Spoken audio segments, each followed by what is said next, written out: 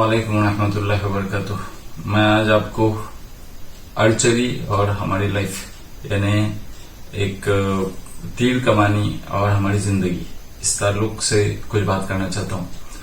जो आर्चरी यानी उसमें 4 चीजें होती हैं। एक बो होता है यानी कमान, दूसरा तीर होता है एरो, तीसरा होता है इंटेंशन और चौथा होता है आर्चर यानी कमानबाज। तो इन चारों को हम हमारे लाइफ के साथ कैसे जोड़ सकते हैं इस सिलसिले में मैं बात करता हूँ।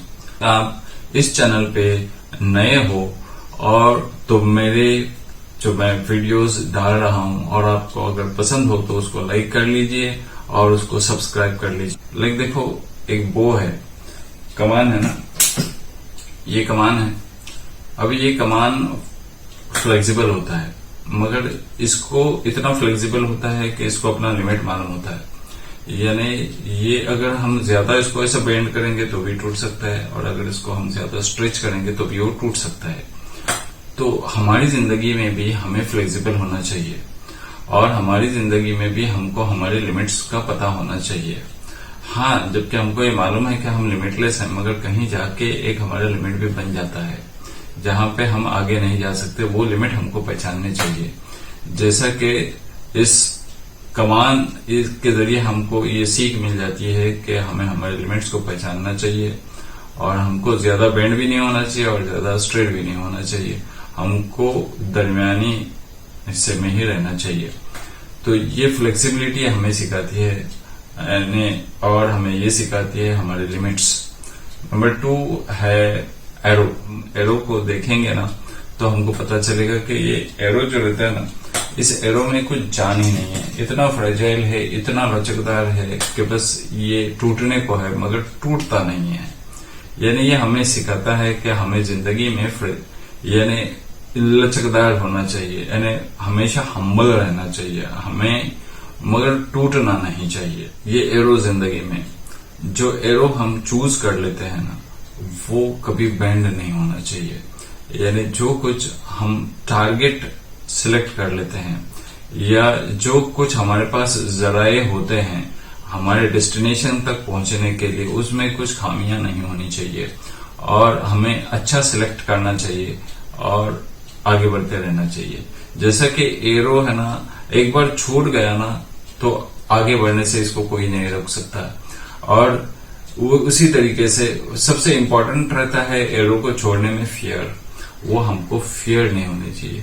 जब हमें वो फियर या तो डर हमारे अंदर से खत्म हो जाएगा ना कि क्या हम टारगेट को रीच कर सकते हैं या नहीं कर सकते, तो फिर हम अपने एरो को छोड़ सकते हैं। जब तक ये हमारा फियर खत्म नहीं होता कि हम टारगेट को अगर नहीं मिला टारगेट तो क्या, तो तब तक हम एरो को नहीं छोड़ते हैं। तो हमें टारगेट मिल जाए या न मिल जाए, एक मर्तबा हमको ये डर निकाल देना चाहिए। वंस यानी हम एक बार हिट नहीं करेंगे अपने टारगेट को मगर दूसरी टाइम तो हम कुछ इम्प्रूवमेंट कर लेंगे। ये हिसाब से हमें काम करते रहना चाहिए जिंदगी में। यानी सबसे पहले ये कि हमसे डर निकालना चाहिए, फियर ऑफ फेल्योर जो रहता है ना उसको निकालना चाहिए और उसके बाद ही हम कुछ हमारा स्टेप ले सकते हैं। हम अपने एरो को छोड़ सकते हैं और हम टारगेट तक पहुंच सकते हैं। जैसा कि जब ये एरो छूट जाता है ना, तब वो सामने जो कुछ रहता है ना, बैरियर्स रहेंगे ना, उसको क्रॉस करके वो आगे चला जाता है और आगे जाने के बाद वो अपने टारगेट को हिट करता है। मगर उसके बीच में अगर रॉक आ जाए ना तो वो रेजिस्ट नहीं करता है और रेजिस्ट कर भी नहीं सकता है उतना। इसलिए कभी कभी वो थोड़ा सा स्लाइड यानी उसको स्लाइड ग्लाइड होके भी वो आगे चला जाता है। यानी हमें भी जिंदगी में अगर सामने बहुत बड़ा रेजिस्टेंट आ रहा है तो उससे भिड़ने से अच्छा है, उससे लड़ने से अच्छा है कि हम हमारे रास्ते को चेंज करें और आगे बढ़ते चले जाएं।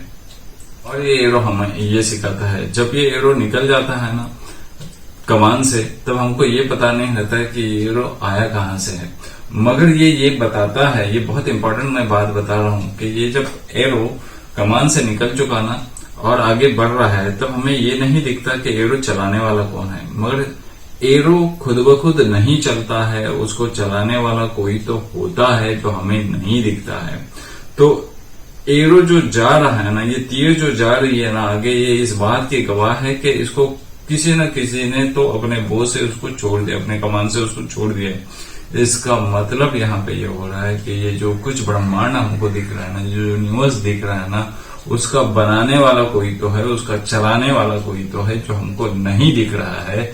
इसका मतलब ये नहीं होता है कि उसको चलाने वाला कोई नहीं है। अगर आप ये भरोसा कर लेते हो, जो कमान में से तीर निकल चुकी है उसको छोड़ने वाला कोई तो है, तो ये आपको विश्वास रखना पड़ेगा कि ये जो ब्रह्मांड है ना, ये ऑटोमेटिक नहीं हुई है, इसको बनाने वाला कोई तो है।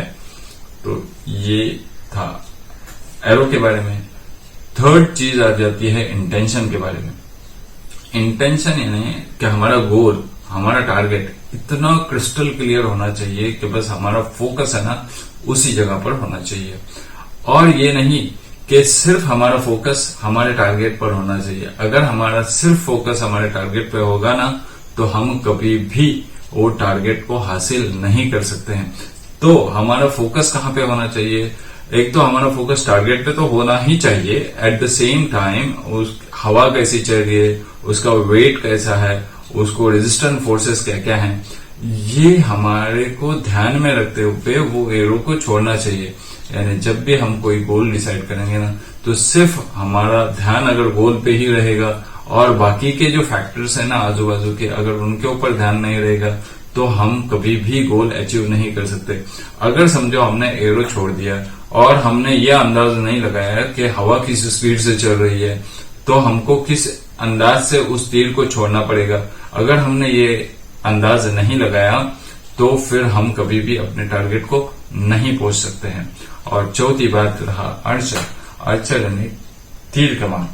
तीर कमान कैसा होना चाहिए? तीर कमान एकदम काम होना चाहिए, क्वाइट होना चाहिए, वेल फोकस्ड होना चाहिए, और जो आउटसाइड नॉइजेस है ना उसकी तरफ ध्यान न देते हुए अपने काम से मतलब रखना चाहिए, और हमारा जो उसका टारगेट है ना, गोल है ना, उसके ऊपर ध्यान देना चाहिए। अब जब देखो ये एरो किसके हाथ में है? तीर कमान के हाथ में है, वो भी उसी के हाथ में है। रिलीज कौन कर रहा है? वही रिलीज कर रहा है। तो अब जब वो रिलीज करेगा ना वो बो को, वो टारगेट को हिट करे या ना करे, वो दूसरे को ब्लेम नहीं करना चाहिए, वो रिस्पॉन्सिबिलिटी खुद पे लेनी चाहिए उसने।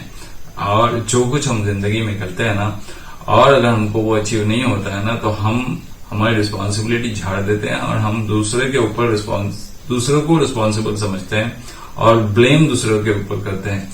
जिस तरीके से आर्चर है ना, ये भी जब रिलीज करता है ना अपना बो, तो उसने भी दूसरों को ब्लेम नहीं करना चाहिए, बल्कि अपनी रिस्पॉन्सिबिलिटी खुद लेना चाहिए। और दूसरी बात कि एक मर्तबा अगर वो फेल हो गया ना टारगेट को अचीव करने के लिए, तो उससे नाराज नहीं होना चाहिए। हाँ, उसने बार बार ट्राई करते रहना चाहिए।